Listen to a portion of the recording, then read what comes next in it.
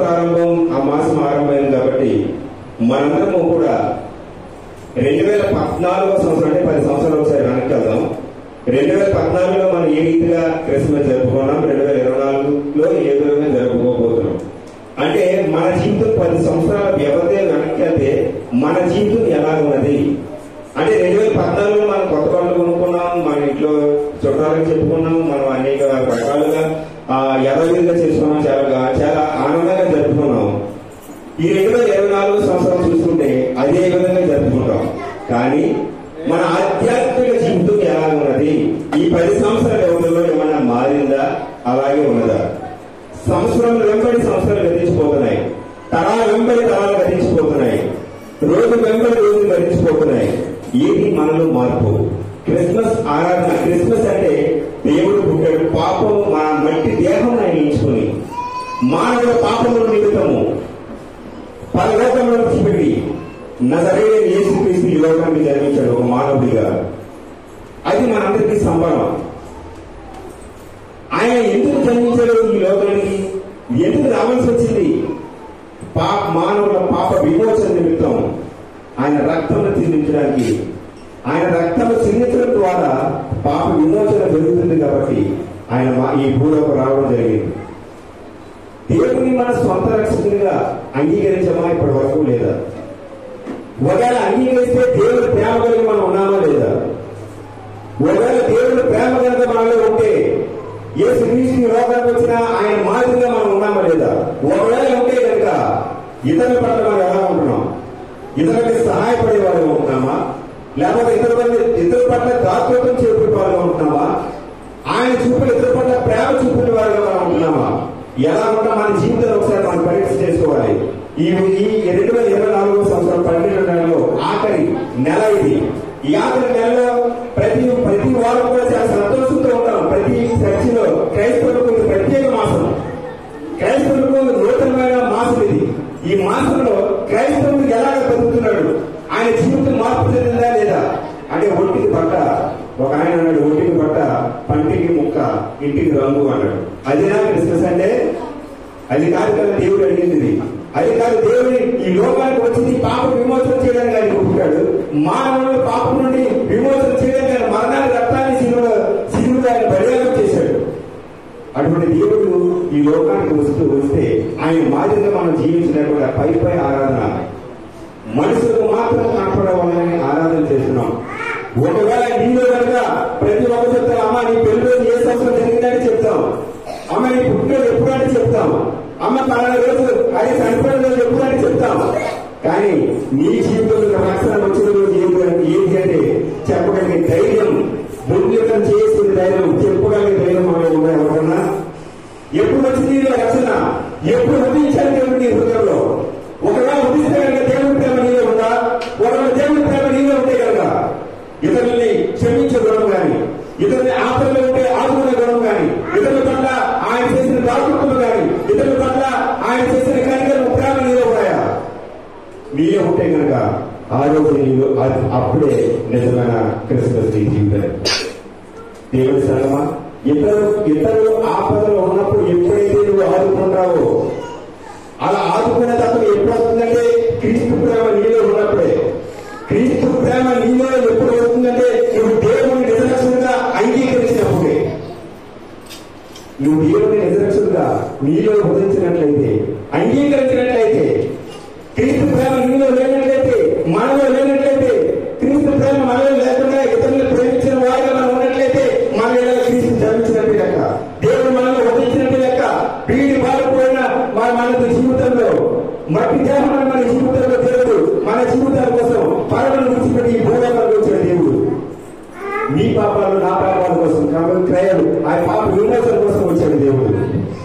అటువంటి దేవుడు పరమను విడిచిపెట్టి భూలోకంలో వస్తే నువ్వు ఎలా ఆశిస్తున్నావు? దేవుని ఎలా నిర్లక్ష్యంగా ఆలోచిస్తా అంగీకరిస్తున్నావు?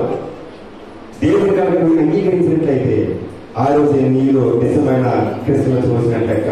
ఆ రోజు దేవుడు వదిలించినట్టు లెక్క. క్రీస్తు ప్రేమ నీలో ఉంచుకుని ఇతరులకి క్రీస్తు ప్రేమ నీలో లేకుండా ఇతరులకు సహాయం చేసేవారుగా నీవు ఉన్నారు అంటే కనుక అది శూన్యం. ఒక క్రైస్తవుడుగా నీవు ఉంటూ దేవుడిని నిద్రించిన అంగీకరించాను. క్రీస్తు ప్రేమ నాలో ఉంది.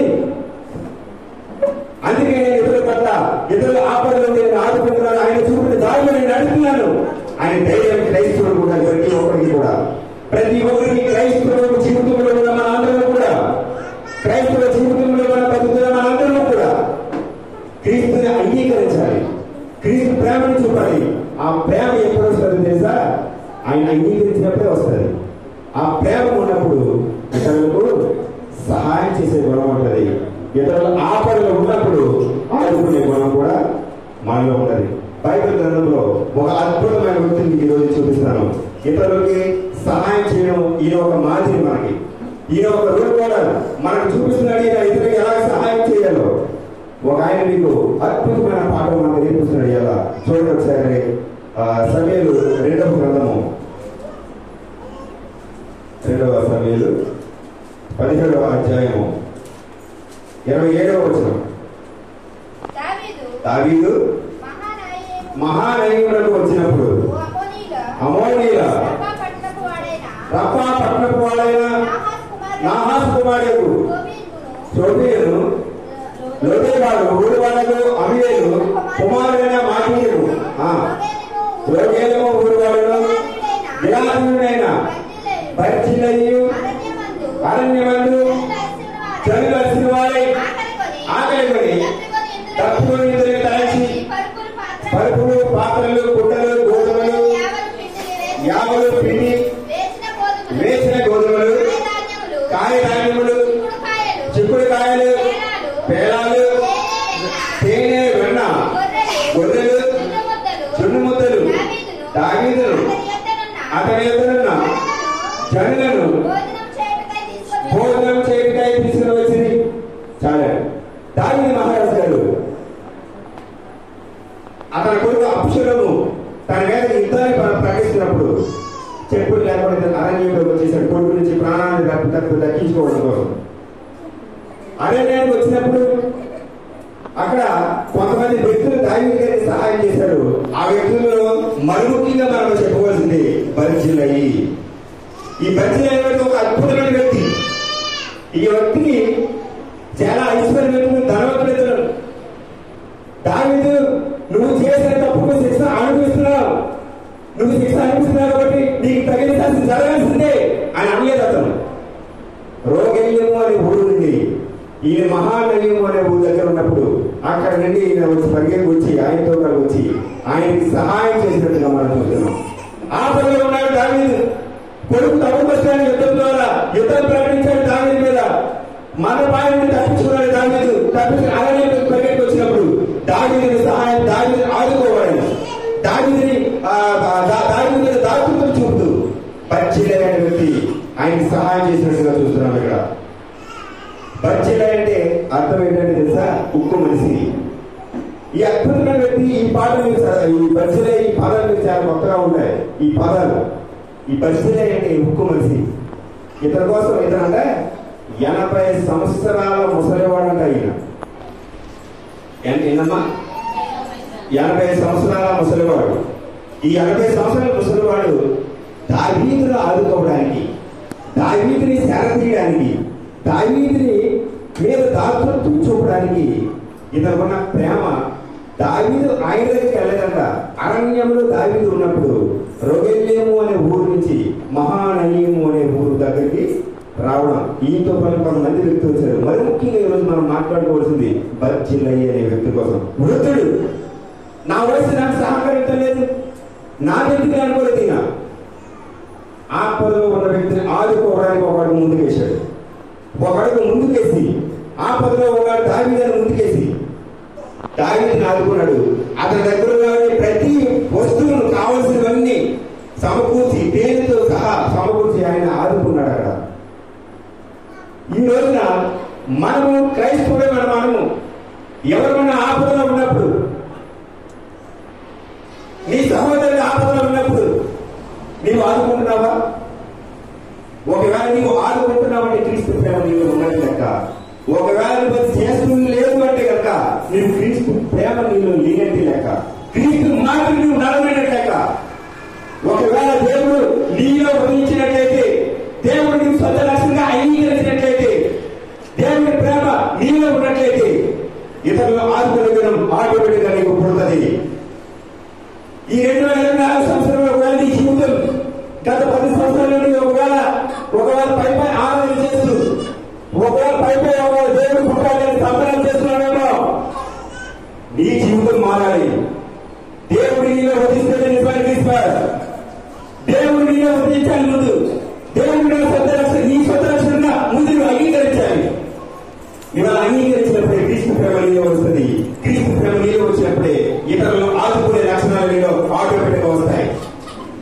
క్రీస్తుకు యేసు కలిగిన మనసును మీరు కలిగి ఉండడానికి తీర్పు రాసిన పత్రిక అపోస్తుల రాసిన తీర్పు సమయానికి 2:4 క్రీస్తు యేసు కలిగిన మనసును మీరు కలిగి ఉండండి అని. ఎంతమంది క్రీస్తు యేసు కలిగిన మనసు మనం కలిగి ఉంటున్నాం? ఎంతమంది మనం ఆపదలో ఉండడానికి సహాయం చేస్తున్నాం? ఎంతమంది అదే అది జరగాల్సిందే. మన నైజాం ఏంటంటే అది జరగాల్సిందే, అది చేశారండి పాపం అనుభవించాల్సిందే, అది అనిపించాలి అని ఒక మాటలతో సుట్టుపోట్లు మాట పొడుస్తూ గాయం మీద పుణ్య మీద కాలం చెల్లుతూ ఆ మనిషిని ఆ వ్యక్తిత్వాన్ని దెబ్బతీస్తూ ఎవరు చేసుకున్న మాడనండి అని చాలా ఈజీగా అంటాం. కానీ దావీదు చేసిన తప్పుకు శిక్ష అనిపిస్తూ అరణ్యానికి వచ్చాడు దావీదు చేసిన తప్పు అంతే కుమారుడు చనిపోయాడు, అంతే సొంత కుమారుడు అతని మీద లేచాడు అని పరిస్థితిగా అనుకోలేదు. ఇతర పెద్ద 80 వృద్ధుడు కూడా ఎక్కడి నుంచి వచ్చాడు? రొట్టెల్లి మాత్రం దేశిస్తున్న పట్టణం నుంచి మహానయీము అని పట్టణానికి వచ్చాడు.